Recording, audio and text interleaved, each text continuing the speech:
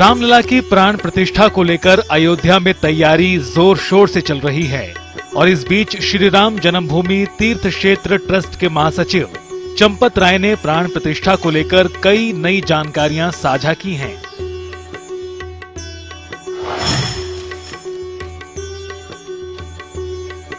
22 जनवरी पौष शुक्ल द्वादशी भारतीय कालगणना में कूर्म द्वादशी है। अभिजित मुहूर्त है, मृगशिरा नक्षत्र है। प्राण प्रतिष्ठा दोपहर 12:20 पर प्रारंभ होगी। प्राण प्रतिष्ठा का ये मुहूर्त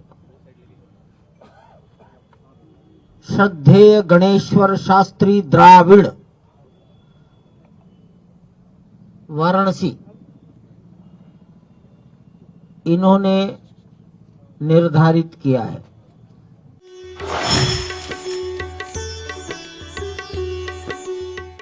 जिस प्रतिमा की प्राण प्रतिष्ठा होनी है वो आप सब जानते हैं पत्थर की है। हमारे अनुमान से 150 किलो से 200 किलो के बीच में उसका वजन होगा। 5 वर्ष का बालक का स्वरूप।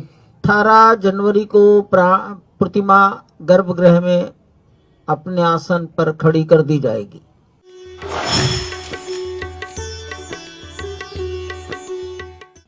प्राण प्रतिष्ठा शायद दोपहर के 1 बजे तक पूरी हो जाएगी। 12:20 से प्रारंभ होकर 1 बजे तक पूरी हो जाएगी। ये प्लानिंग की जा रही है। सभी महानुभाव, विशिष्ट जन, माननीय प्रधानमंत्री जी डॉक्टर मोहन राव भागवत, मुख्यमंत्री महोदय अपने मनोभाव प्रकट करेंगे। मनोभाव, भाषण शब्द अच्छा नहीं है। मनोभाव ये बड़ा ही विशेष आयोजन है। नृत्य गोपाल दास जी महाराज अपना आशीर्वाद देंगे।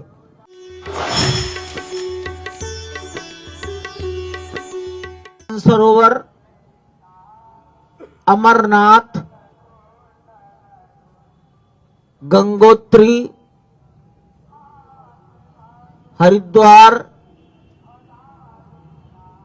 प्रयागराज का संगम तट, नर्मदा, गोदावरी, नासिक, गोकर्ण कर्नाटक का, तो वहां समुद्र है। अनेक स्थानों का जल आया है। तमाम लोग श्रद्धा पूर्वक अपने अपने स्थानों का जल और रज यहां ला रहे हैं।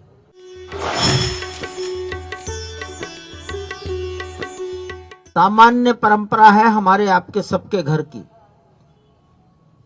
कन्या पक्ष के लोग वर पक्ष को विवाह के बाद भेंट देते हैं।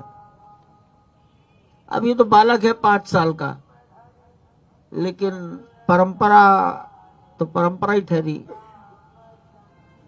तो नेपाल का, दक्षिणी नेपाल का जनकपुर, वीरपुर, वीरगंज, ये मिथिला से जुड़ा हुआ क्षेत्र 1000 टोकरों में भार मतलब भेंट लेकर आया।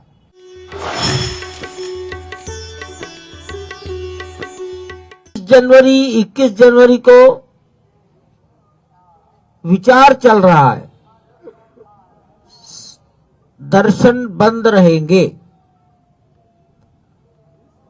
भगवान का दर्शन, पूजन, आरती, भोग, शयन और जागरण पुजारी कराएंगे और अंदर जितने लोग रहते हैं वो उसमें उपस्थित रहेंगे।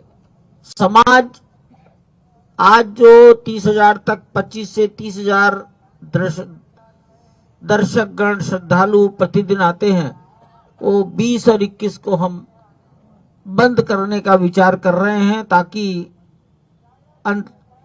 अंदर की व्यवस्थाओं में हमें सरलता हो सके।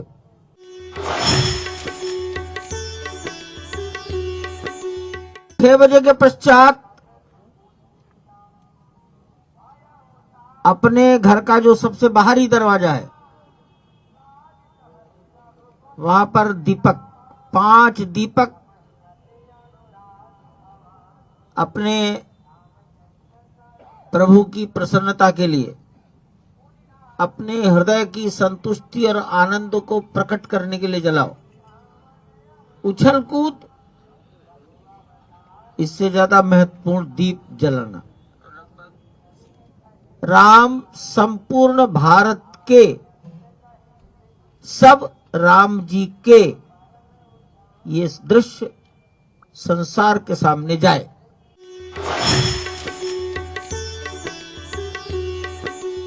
हमने भारतवर्ष में जितने प्रकार के वाद्य यंत्र हैं, भारतीय परंपरा,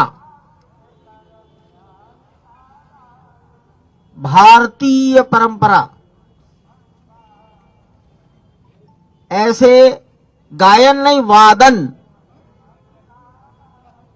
उत्तर प्रदेश का पखावज, बांसुरी, ढोलक, मैं कागज तो दिए जाएंगे सबको, कर्नाटक का वीणा, महाराष्ट्र का सुंदरी, पंजाब का अलगोजा, उड़ीसा का मर्दल, मध्य प्रदेश का संतूर, मणिपुर का पुंग, असम का नगाड़ा और काली, छत्तीसगढ़ का तंबूरा, बिहार में भी पखावज है, दिल्ली की शहनाई, राजस्थान का रावण हत्था, बंगाल का श्रीखोल सरोद, आंध्र का घटम, झारखंड का सितार, गुजरात का संतार, तमिलनाडु का नागस्वर, मृदंग और उत्तराखंड का हुड़का, ऐसे वाद्य यंत्रों का वादन करने वाले अच्छे से अच्छे वादकों का चयन किया गया है।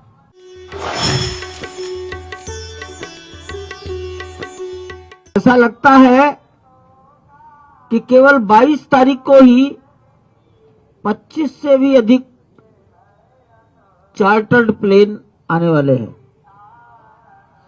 संभवतः 18, 19, 20, 21 का भी विचार कर ले तो शायद अपने विशेष यान या हेलीकॉप्टर से आने वालों की संख्या 100 हो सकती है। परिस्थिति के अनुसार दर्शन का समय रात्रि में बढ़ाते रहेंगे। अधिक से अधिक लोगों को उसी दिन दर्शन हो जाए।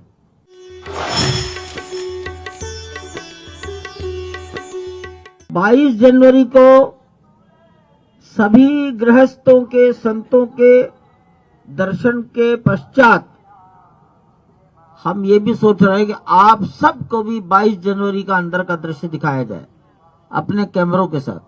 22 जनवरी का ये कार्यक्रम प्राण प्रतिष्ठा, ये आयोजन एक ऐसा आयोजन है जो कभी हिंदुस्तान के स्वतंत्र भारत में नहीं हुआ होगा, जिसमें नामों का चयन करके संतों को और समाज को आमंत्रित किया गया है। रामलला मंदिर में विराजने जा रहे हैं और ऐसे में राम भक्तों के आनंद की कोई सीमा नहीं। प्राण प्रतिष्ठा समारोह के बाद 23 जनवरी से देश भर के भक्तगण रामलला के दर्शन कर सकेंगे।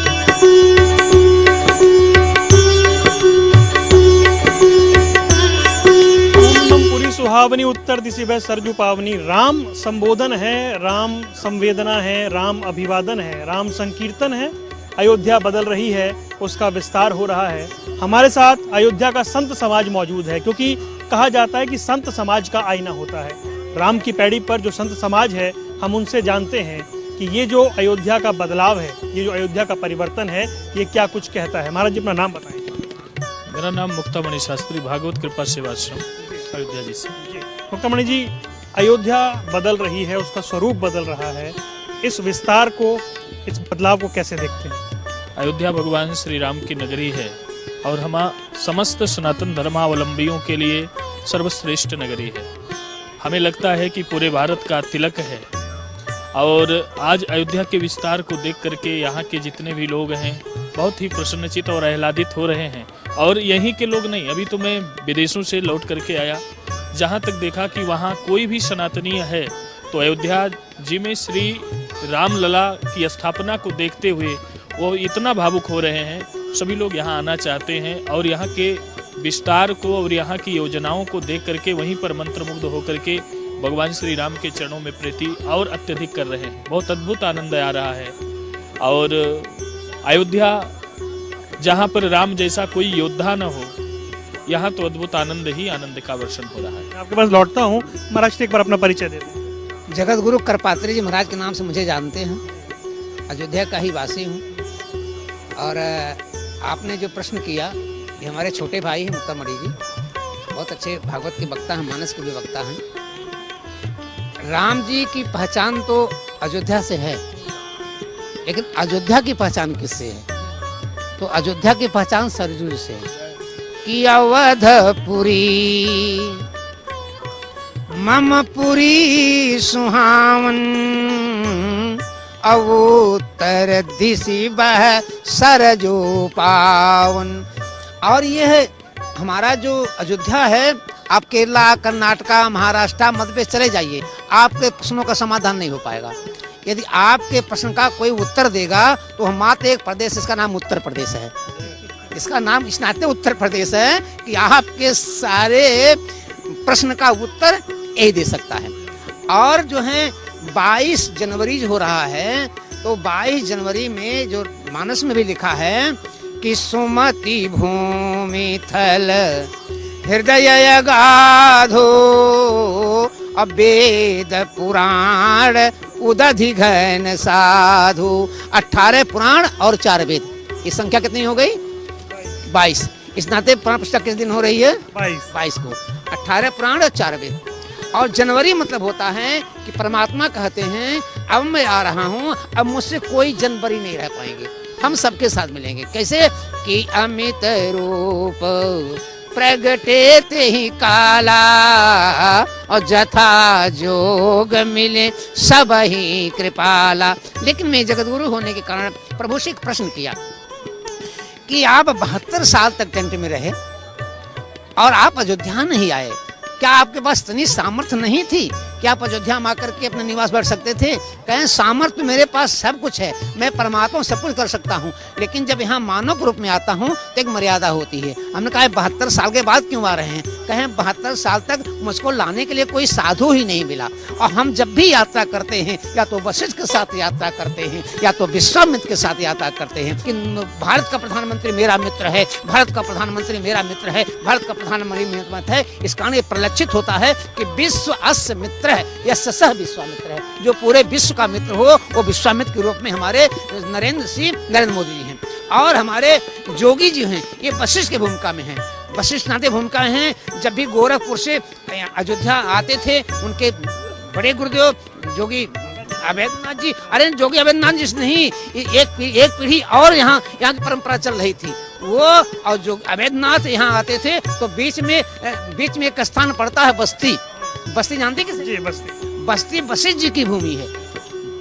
वशिष्ठी बस्ती के ही रहने वाले हमारे वशिष्ठ जी थे, तो मुलाकात होती थी, आकर के यहाँ संपर्क लिया, तो अयोध्या में हम लोगों ने संग लिया। लेकिन एक गलती हम लोगों ने किया है, बहुत बड़ी गलती की है, मैं चैनल माध्यम करना चाहता हूँ। गलती कि 500 साल तक हम केवल ओम शांति भागवत महापुराण में शांति बनाए रखो, शांति बनाए रखो, शांति बनाए रखो, तो 500 साल तक इन लोगों ने हमारे शांति का फायदा लिया। अब हम कहते हैं अयोध्या में रामलला विराजमान हो रहे हैं, अब जगशाला में ओम शांति बोलो, मुझे कोई परेशानी नहीं है, वेद पढ़ो, पुराण पढ़ो, मुझे कोई परेशानी नहीं है। लेकिन यदि राम के ऊपर कोई उंगली उठावे, देश के ऊपर कोई उंगली उठावे, वंदे मातरम को उंगली उठावे, तो जगशाला छोड़कर बाहर निकलो और नौजवानों को पकड़ के कहो अब ओम शांति नहीं, अब हम लोग बोलेंगे ओम क्रांति, ओम क्रांति, ओम क्रांति बोलेंगे, तब राष्ट्र का निर्माण हो पाएगा। मैं आता हूँ महाराज जी।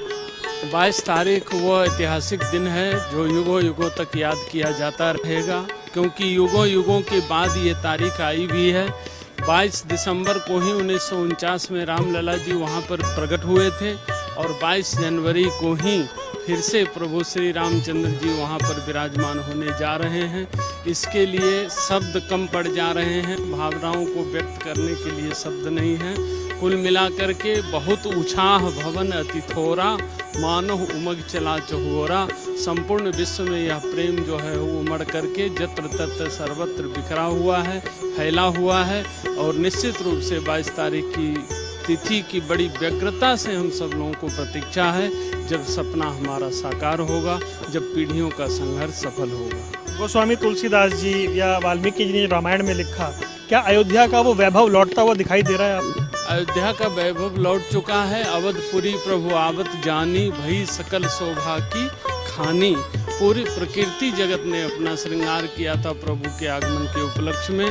उसी प्रकार से अयोध्या का कण कण सज रहा है, संवर रहा है और सज संवर करके बिल्कुल तैयार है प्रभु श्री रामचंद्र जी के आगमन की प्रतीक्षा में।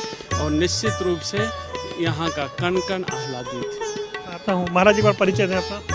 महामंडलेश्वर श्री विष्णुदास जी मेरा नाम है, जो पूरी विष्णुदास जी, मेरा प्रश्न ये है कि राम राज्य बैठे तरलोका, वो भाव जो है वो मुझे अयोध्या में यहाँ घूमते हुए दिखाई देता है। आपके चैनल के माध्यम से सभी को साधुवाद देता हूँ। और पहले मंत्र और श्लोक, उसके बाद आपका जवाब। सीतानाथ समारंभाम श्री रामानंदार्य मध्यमाम अस्मदाचार्य पर्यंताम वंदे श्री गुरुम परम्पराम। राम राज बैठे त्रिलोका, हर्षित भय गए सब शोका। जब भगवान श्री राम ने 14 वनवास काट के आ रहे थे, उस समय अयोध्या वासियों की आंखों में आंसू, और भरत जी इंतजार कर रहे थे कि मेरे भैया कब आएंगे। इसी सरयू के तट पे मेरे भरत जी बैठे हुए थे और निर्मल धारा सरयू जी की बहती थी और उसका पान करते थे, और राम को देखने के लिए उनकी आंख तरस गई थी।